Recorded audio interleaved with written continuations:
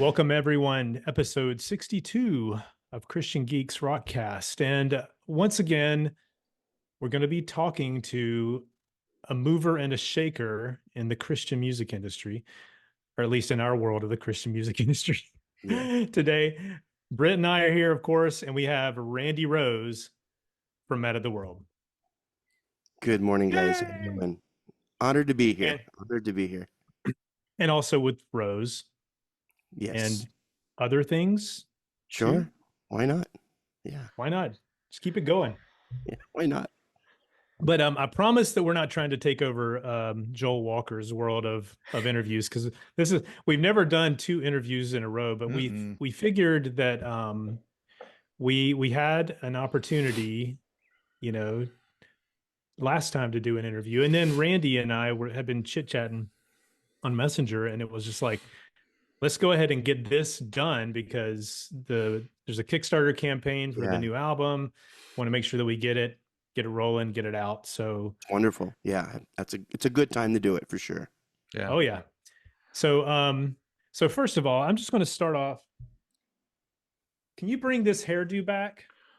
I actually did that for a couple photo shoots when I was at Rogers a couple weeks ago. It's very easy for me to do. I just rat it out and it gets like a mile high. I might do it. Yeah. I don't have that ability anymore. It's okay. That's what they make wigs for, Steve. That's why the Lord made wigs. Exactly. That's funny. Yeah, I can't do any of that, but that's okay. That's okay. I gave it up long ago. But anyway, so I know I've been a fan since way back when. Okay. And that's why you and I were chatting beforehand, and we're basically the same age. Actually, the three of us are very close in age. So, and I remember buying this album and thinking, that guy's a kid like me. Yeah. So you guys started. How old are you when you guys first put? I was 14 years old, actually. We were signed when I was 14. Me and Crystal Lewis were the two youngest artists on Frontline. We were both, I think, between 14 and 15. But yeah, and Roger's, 13 years older than me. So I'm the baby of the family. So I'm the straggler that, was following them into Christian music stardom. Just kidding.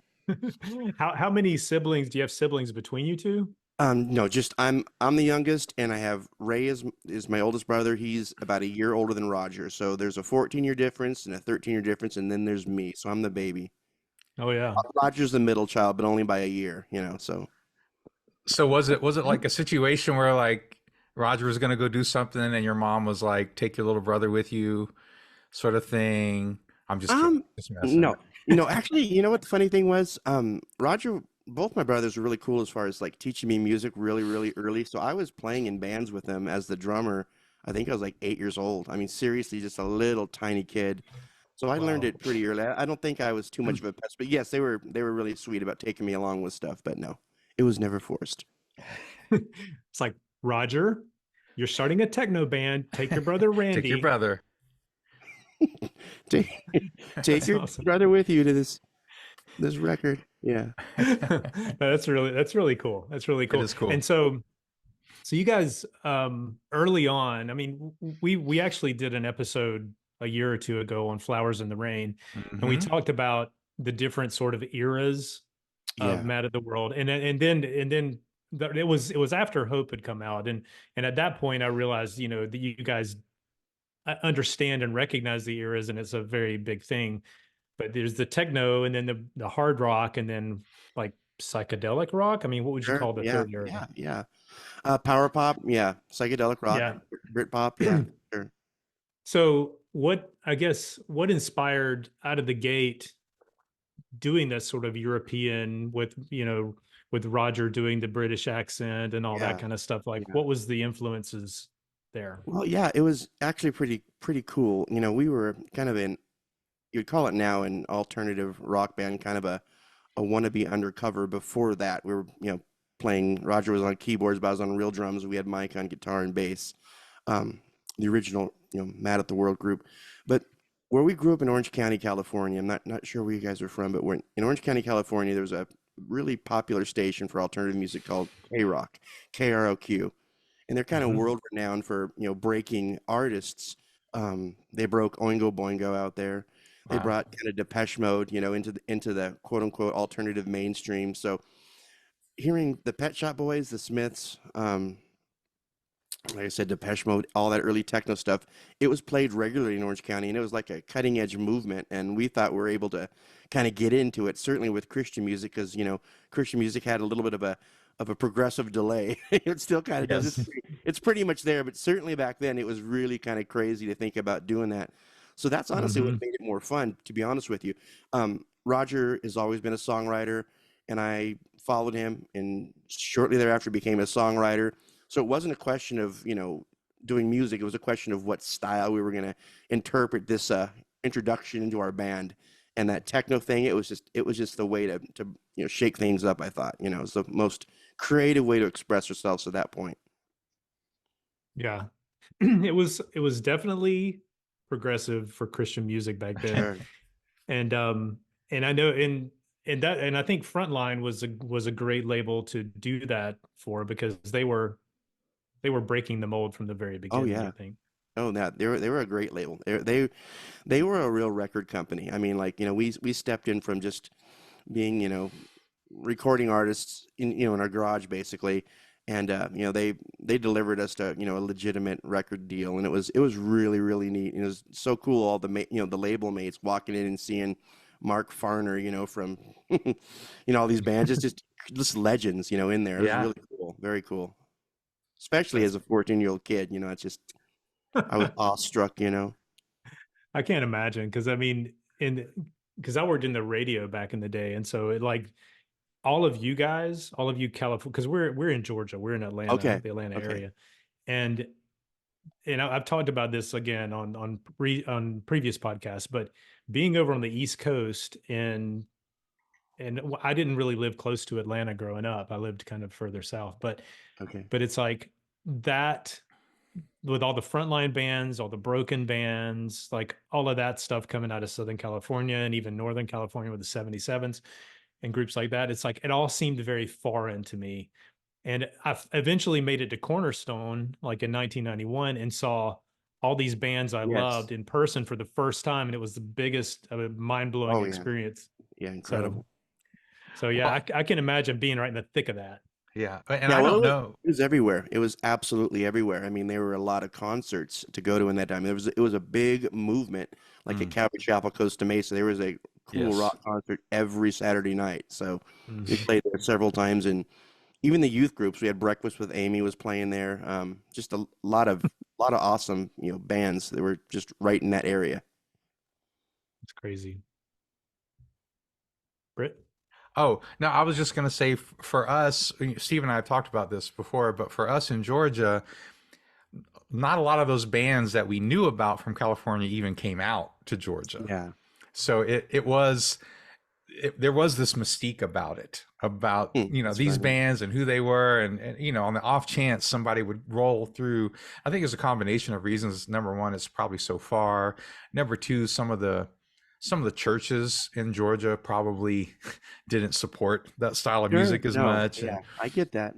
So for us, there was that sort of mystique about who you guys were. And I was also going to say, you talked about Depeche Mode and this music sort of genre that was exploding there early mid 80s.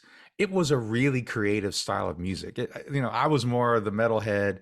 Sure. But looking back on it, I enjoyed some of that stuff even at the time. But looking back on it, just coming out of the 70s and some of the technology that was there, it was a really creative style of music. So, kudos to you guys for kind of jumping on that and kind of doing it well. Well, thank you for that. One thing's kind of neat about this. It didn't take a big band to do it. It was a Commodore 64 sequencing, a couple sequential circuits, samplers, and some analog keyboards. So, I mean, we sampled all of our stuff off of, dance mix records of Depeche Mode, and just the most oddest places you'd find drums. We sampled a bunch of those drums. So we were able to, give a legitimate production in a really, really, really small, compact setup. I mean, there's a lot of keyboards and whatnot, but I mean, we could do it. So that's why I was able to be a real studio album without a huge band. It was just basically me and Roger. Mostly Roger on the first stuff, but. And there's a depth to it. Like, I popped the record on earlier today, and it's like, to have a record come out, and granted, it was, you know, mostly done in a computer, but to have a record sound that good that I could buy at that time at the Christian bookstore was just incredible, because most of the stuff, let's face it, did not sound very good. Yeah, So, well, it was definitely an older style for a long time. I mean, it kind of shifted once, you know, Frontline came in and had the green room. They had a good studio they worked out of. We ended up doing the after the first album, we did the rest of our stuff at MATW World Studios right at our home, which was wonderful because we could spend more mhm. time, more attention, you know, Oh not yeah. worry about the clock ticking. You know, we have to sacrifice a vocal take because it's, you know, it's costing too much or whatever. We could take as long as we needed, which Yeah, is I can't wonderful. imagine. I can't imagine going from that. I mean, nowadays I think a lot of people do home studios. I mean, I think Right. it's a Yeah. lot Yeah. more. Oh, it's very common now. Um, so moving from the first album, Flowers in the Rain, came second, and so that felt like almost like a transitional album, and a lot. It's still very techno, but also had some hard rock elements to it. Um, I mean, the hard rock element, did that come from you and or was Roger more into hard rock, or how? Um, Roger's roots were very much hard rock. Like, I mean, the first records I remember seeing, first, you know, non-Christian records was, you know, Kansas, Black Sabbath, you know, some pretty heavy stuff, you know, some progressive stuff, some Rush, stuff like that. Um, but I mean, I really, really fell in love with the record, you know, Love by the Cult, and then eventually Cult Electric. And you could obviously tell that whenever, you know, when I started saying, yeah, yeah, you know, I was pretty much I was Christian music, Ian Ashbury and Jim Morrison mixed into one, you know. So um, that's what changed me. So I mean, I think I was kind of pushing for it. But you know, the first record, the music, working with tracks and DATs and samplers, and you know, I just stood up playing percussion. I had two big smokestacks that had triggers that did backup vocals and backward snares and an octopad in front of me, and I just stand up and you Oh, know, the Octopad. I don't know if you ever saw any of our early footage, but it was very Depeche Mode esque, very unique kind of. And that, you know, I mean, we looked weird enough to make it to pull it off, but you know, it kind of felt awkward because you know the music's running and we're with it, you know, versus being in control. So we realized we did like playing live. Mm. But the only way to do that is to get me behind the drums and turned it into a band, you know. So we started. That's kind of the transition, was the need to be able to play live and to feel like we're in Mm. control. Our first really, really big festival at Cornerstone, um, I set down my sampler thing too hard and blew it up, and we literally had to reprogram it for 45 minutes in front of everybody, you know, 110 degree with, you know, 2,500 people. Just they were so patient because you know they wanted to see us, they've heard of us, but it was just so horrible not having control. It Mm. wasn't like I could just step back at the drums and you know click the sticks and start rocking. It was a whole different thing. So that was really intimidating. It was an intimidating start, you know, to do that. So we realized, okay, if we're going to do some more, you know, authentic rock music, the music's gonna have to develop with us, and that's kind of the reason it changed. Mm. And so that was then a more organic Yeah, getting into Seasons of Love and sure. that era of the Yeah, band. absolutely, absolutely. We were still using a lot of samples even into the first couple albums. I mean, even into the second album, but by the third album, we were full acoustic drums. Everything was mic'd up, and we were, you know, we were kind of a alternative rock band, kind of a Mission UK, Smiths, the Cult. You know, I mean, just kind of all that stuff that was, you know, happening in that era. You know. Yeah, there was I want to talk about Seasons of Love for just a Yeah. minute, because and you know, I had a fairly tragic event happen right about the time that album released. Oh And no. I'll just it was one of those things where this album, I always tell people, like, this album was like catharsis for me. Like, when I go back and listen to it, it reminds me, I had a cousin who passed away who Oh was man. roughly my age. And so it was one of those things where even to this day, when I go, it's a comfort. It doesn't take me back to that time and make me sad necessarily, but it takes me, like, there was a comfort in those songs, even though there's kind of a darkness to them. Yeah. Yeah. But that's what I mean, it's like Oh it wow. connected with me on a different Okay. level. So Wow. I'm sorry about that. I mean, I'm glad that it was able to be some type of, you know, comfort because it that album topic, we always have talked about love and loss and brokenness and Mm. God's restoring, you know, presence. Yeah, that one hit me pretty good. But it's like another thing. When you guys kind of moved to that hard rock, kind of, I guess, eased into it. There was one thing that always struck me as like going, I can't believe that this techno band can play hard rock this good. You know, we're honestly guilty of being musical chameleons. I can tell you that right off the bat. I think the biggest thing is we wanted the songs to have great chord changes, cool hooks, you know, and good melodies. We wanted them to be good songs, period. So the style was really, really, to be honest with you, easy because we had rock roots. You know, the experiment was the techno stuff. Honestly, it was really easy to go back, you know, to more rock and roll, especially when the world was kind of wanting that. You know, at least I was wanting that. You know, for sure. Yeah, no, yeah. The solo stuff, like you came out with was Sacrificium, was that the first Yes, that's the first album? Randy Rose. Yeah. So I guess you just did you do that because you just had this like there were songs that you didn't have that didn't really fit with Mad at the World that you wanted to do a different style or just focus on a different band? Yeah, kind of. There was that, and one thing was as I started writing and started singing more of the songs, you know, the rock, the Dancing on Your Graves, Marshmallow Land, all the different stuff that you know I sang. We would finish our rock shows with me doing 45-minute sets of pretty much exclusively the songs that I sung. So I'd come out from the drums. My brother, who taught me to play drums, would go back to the drums, Roger, and I would finish the whole set and encore out doing rock music, you know, and doing all of my songs. And after a while, there was, you know, quite a few. A good chunk of it was that after a while. So I realized, you know, I'm just gonna start continuing to write, and you know, I actually never stopped writing music, but really, kind of the big thing was, and it's kind of a controversial thing, but it's okay to talk about it.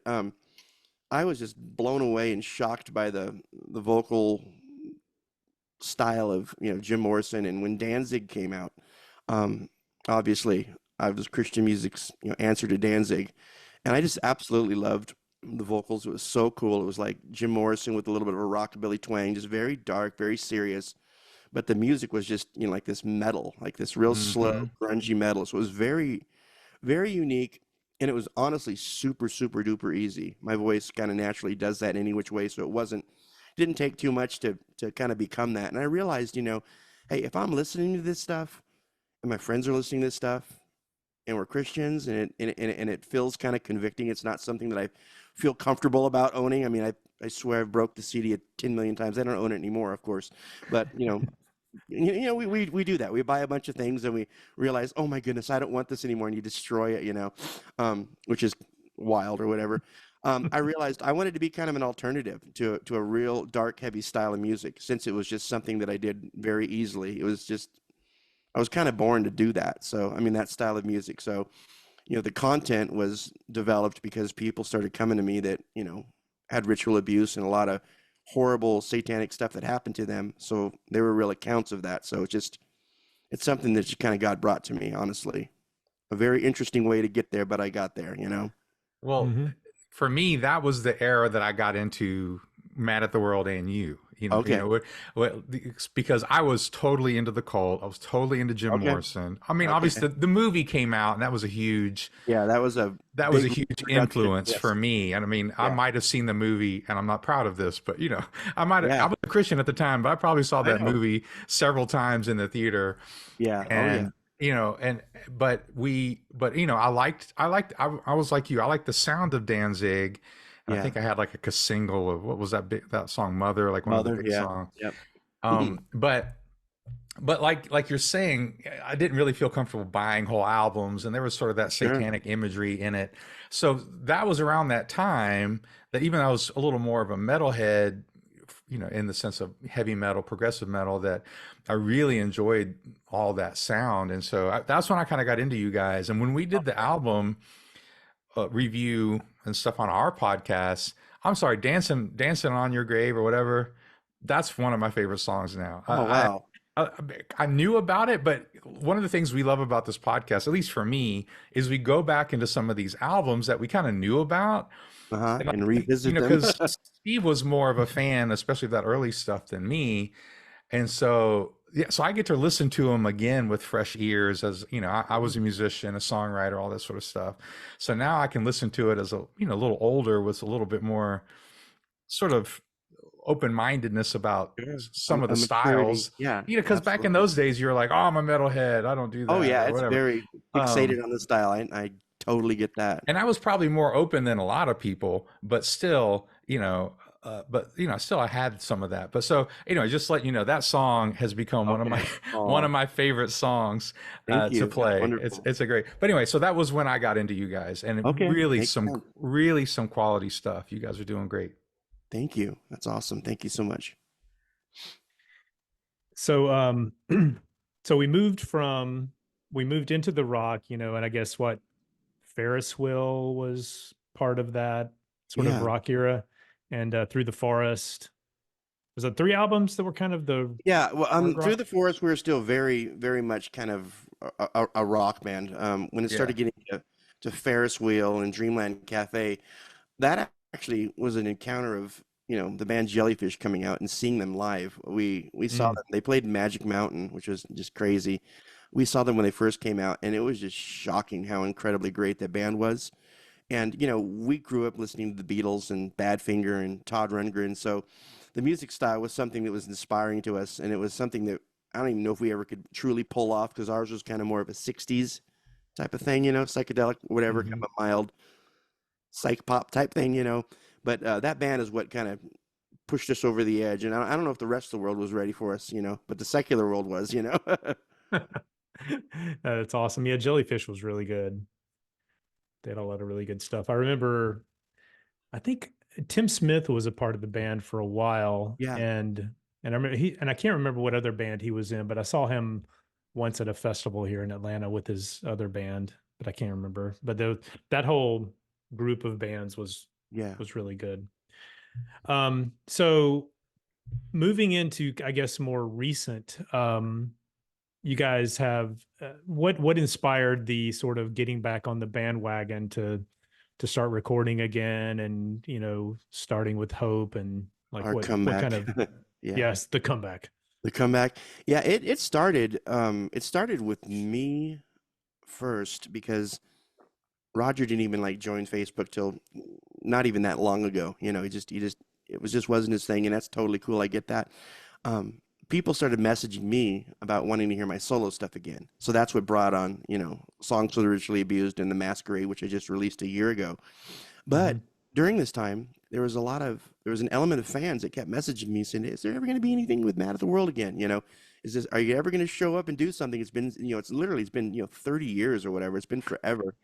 And once again, I've never stopped writing music. Rogers never stopped writing music. He had a ton of music to do. And we Wow. realized, well, the new era of recording records nowadays without, big Christian labels that don't want to put money into indie artists or whatever, is crowdfunding. And it's scary, it's creepy, it's awkward, but it's just the way that people do it right now. So Hmm. we realized, let's just give it a shot. Let's let the fans speak for themselves. If they, want a new record, let's do a trilogy kind of honoring all the phases of what we've done in our musical Mm. career, starting out with something that was kind of a mix between the first two albums, and that's what Hope was. So we're kind of just, dropping a little carrot to anybody that liked our, digital sampled sound of the Pet Shop Boys and whatnot.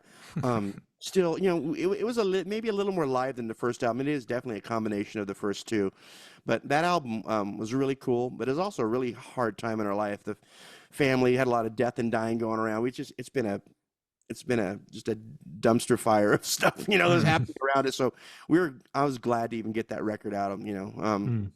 But yeah, that was our comeback. It was just people wanting to see us and hear from us again. So I said, Raj, let's just see if they want to support this. And we put it out there, and we had a lot of support really, really fast. And I think that people like the idea of it being 3 albums, that it wouldn't just be 3 albums of Depeche Mode or 3 albums of The Cult or 3 albums of Seasons of Love or whatever. It's kind of going to be a potpourri of everything we've done. And Mm. we're doing the rock edition right now. That's what the new Kickstarter's for. Yeah, I remember when Hope came out. I had hope for it. Thank um you. no, it's like I remember, and I pledged to it, of course, and then I was like, I really hope they still got it, because I'd heard your stuff before. It's songs for the ritually abused and some of the more recent stuff. So I was like, I know there's still talent there, obviously, but it's like, is the chemistry still there to put? And I remember being blown away by Hope, and I'm not just blowing Oh, wow. smoke. It was Thank you. really, really incredibly good. So, so I have high hopes Good. for the next Thank you. I one. appreciate that. Well, I do And too. what We don't and have so a lot of that time left of this campaign, unfortunately, though. yeah, the Kickstarter is live right now, and it goes till when? Like another 11 days, I think. So what is Yeah, that? so 29th or something? I yeah, 28th, 29th. so if you're listening and it's past March 29th, maybe check Spotify. Yeah. but if you want to get on the campaign, you got to go now, and we'll link it in the show notes and on the Okay. Facebook Cool. page. That'd be But wonderful. so what are, I guess, once this one, because I'm speaking it into existence, once it gets funded Yes. Thank you. Thank you. I and like that. gets released, then I guess we'll be looking at what, a few more years, and then we'll be back with the third. Well, we're gonna move faster. I'm doing music full time right now. I've hung everything up, and I'm doing music. So I'm gonna be doing, media, podcasts, hopefully, like what you're doing. I'm gonna be stepping into that kind of stuff too. So Sweet. you'll need to teach me what you do well. And also, like a YouTube channel and stuff like that. So it's a new world, for a Christian artist, rock or alternative, to even make it. But I know that I'm gonna do it. So that's why I'm after it. It's going to be a lot quicker than a year, or certainly quicker than 2 years for the next MATW World. We have a lot of even different cool side projects that me and Roger have talked about, with a buddy named Joe Gidding in LA. He's a great vocalist, huge power pop guy. We might even do a super album. A buddy of mine, Ken Stringfellow from the Posies, we're going to work together too. So we have a lot of cool different plans outside even the next, trilogy MATW World, which we're not even positive what that style will be, to be honest with you. We might let the fans kind of speak a little bit into that, as far as what they would like to hear. I don't know if it's going to be a power pop or just the culmination of everything we've ever done. I don't know yet, but we'll see how well this campaign goes. Well, I'm excited for the new album for sure. And Thank do you have any additional questions, Britt?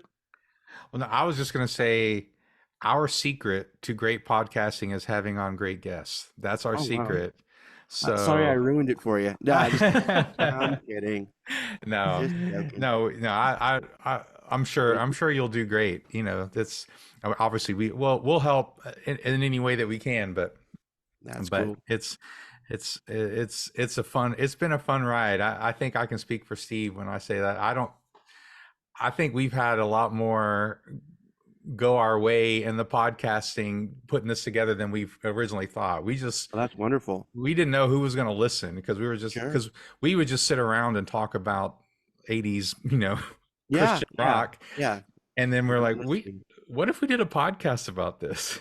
I was like, That's a great idea. Who would listen? Well, I don't know, maybe nobody, but we've really been able to do some awesome things like this, where we get to, what's cool about this era is that there are a lot of people from that time, because of home studios and the availability of some of that technology, that they're doing music again for the first time. Absolutely. It's a lot, and a lot of it's really, really good. It is. And so you never lose the gifting. You really never lose the gifting, and all the songwriters are continually writing. So now that there's a format and the ability to self-produce it and self-release it, it makes it a whole new platform for us. Yeah.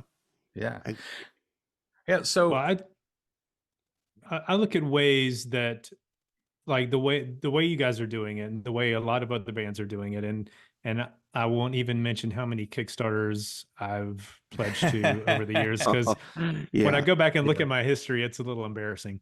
But Sure. what's great about it is I know that if I pledge $25 to you guys, the vast majority of that is going directly to you, to pay for the record, to pay for the production, to pay for, a sandwich or whatever. Whereas if I'm going to Best Buy or to Amazon, it's a whole different animal. Yeah, So it is. Absolutely it is. I agree. So and then you probably know the dollars and cents more than I do, but I feel like if you've got a $30,000 goal for your Kickstarter, like the amount of records you would probably have to sell for a label to net that kind of money is probably an astronomical amount Oh, of it's records. an incredible amount. Yeah, it absolutely it So, is. so it's like this era to me is way more interesting than it was. Mm-hmm. I mean, I mean, obviously, because I worked with Frontline for a little while back 10 or 15 years ago. Okay. So I have a lot of respect for those guys. I have a lot of Sure. respect for all the labels that were out there that helped create things. But then this era is very exciting for me. Well, So it's the I Wild know. West, you know. It's a time that we can honestly be able to come back and express ourselves in a way that people actually can find us again. That's the big thing. And actually, I know I haven't even found all of our fans. We're working on just a Mhm. like one, honestly, probably like 2% of the people that, you know, loved us and supported us back then. So I'm trying to find you guys. You know, I don't have any email lists like I used to. Everybody's moved. You know, we had thousands of people we used to be able to contact, but that was 20 years ago. It's just a different world. So Yeah. Facebook is really all we got right now at this moment, you know, media. Yeah, and I can credit Facebook, Instagram. I Yeah, mean, of course. for being able to make this podcast what it is. Because if we didn't Yeah. have Yeah. those places to promote our stuff, to put it out there, then developing listeners would be a lot more difficult. And same for you, I'm sure, to get the word out. Absolutely. Yeah, Social very media true. has really done a lot for that. So Yeah. we Well, will. and what's cool about what we found too, that again, we had this wasn't the plan, but what we found is that there are other people doing podcasts like us. And what's been cool is we've made friends with them. That's wonderful. You have a community. And and Mhm. and instead of being like a competition, we've had them on our podcast, or we go on their That's podcast or their wonderful. YouTube. And I see the same thing happening with these 80s Christian bands, Yeah. that they're actually supporting each other, that they're promoting each other, that Yeah. like. And so I'm really enjoying that part of this era. And one of the things that I did want to kind of pick your brain about a little bit, because obviously you're a creative and I'm a creative. I write books, I've written songs, Oh, wonderful. all that stuff. And so one of the things, as we started this podcast, every era is different. And, I don't want to be like, oh, the good old days, it'll never be good again. But Yeah. one of my things that I like to do is encourage the arts in Christianity. I think Sure. one of the things that I loved about the 80s and the early 90s, especially before kind of worship music became this all-encompassing thing, Yeah. was that you had really creative, artistic people who are writing songs from a Christian perspective, but they could be about all sorts of different topics. Absolutely. They didn't all have to be a praise song, Sure. and they didn't all have to be a get saved and come to Jesus song, but they could just Yeah. be about the topics of life. And I think that the world is ready for that again in a lot of ways. And that's just my perspective. And that's something Oh, I that agree. we look at. So, and I just want to pick your brain about that and see what you think. Well, yeah, I'm definitely a revivalist in all ways with God, the Holy Spirit, the move of God, and the move of Christianity, and the move of the music industry, to be honest with you. And yeah, since you guys are close to my age, you know that we grew up right in the heart of where this stuff was happening. You know, it was all around us. Where I was, there was a lot of places to play, so we had a lot of support. We had a lot of support to be Mm, able to play youth groups, you know, festivals, Knott's Berry Farm, Disneyland, you know, the Christian rock nights, all that kind of stuff, and of course all those big festivals, like you said, Cornerstone. That was just a melting pot of everything. That was just like a total celebration of everything that we were. Um, but now I believe that's happening again. It's just happening in a different way. You know, it's yeah, happening with what we're doing here. This yeah. is where it starts, and hopefully we're able to get a new group of people, you know, that actually appreciate what the music is. But yeah, I mean, it's really hard to touch what was happening, you know, when we grew up in this. It was just such a movement, you know. Like I said, especially kind of where I was, you know. I mean, I didn't choose where I was born. My dad kind of just planted us in Orange County, and we grew there, and that's where just where like probably 65% of these bands came from. It was really weird. But you know, just you have that. You have these certain movements, and I know it was a God thing because there's no way any of us could ever do any of it. All of this is just a miracle and a blessing from God. But yeah, I'm a revivalist, and I believe there's a revival of music and of artists coming back and expressing themselves and being absolutely competitive and blowing the world away from what they Yes. offer. I mean, that's the thing. Jesus had conversations with people. It was about relationship. He had tons of parables and lessons, but when you encountered him, you encountered his love and his Mm, acceptance. And because of his goodness and his love, that's what convicts us. He convicts us of a righteousness of who we're supposed to be in him. And that's the mm, powerful thing.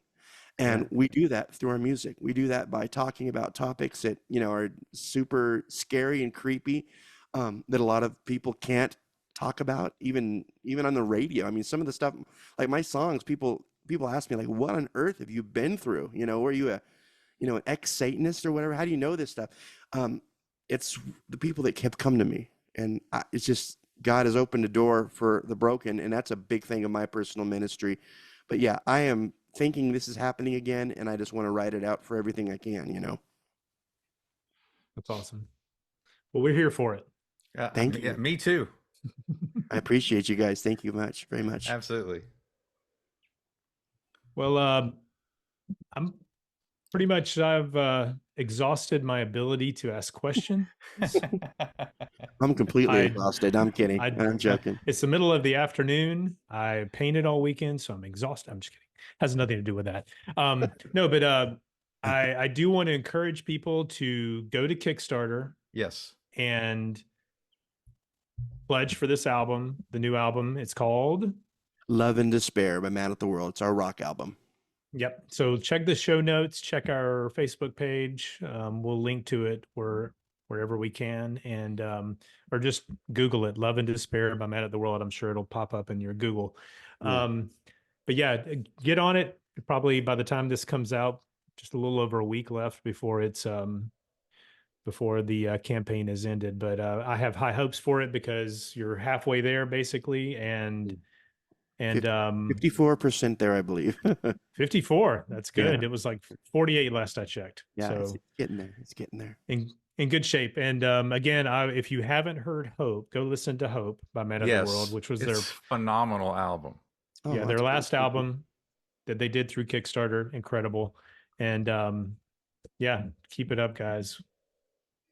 Well, I love you guys. Thank you guys for having me. Yeah. Appreciate it. No, It's thank been you. an honor. It's been fun too. Very fun. Awesome. Thanks, Randy. All See right, you guys. soon. We'll see you on the other side, guys. Bye-bye. Peace out.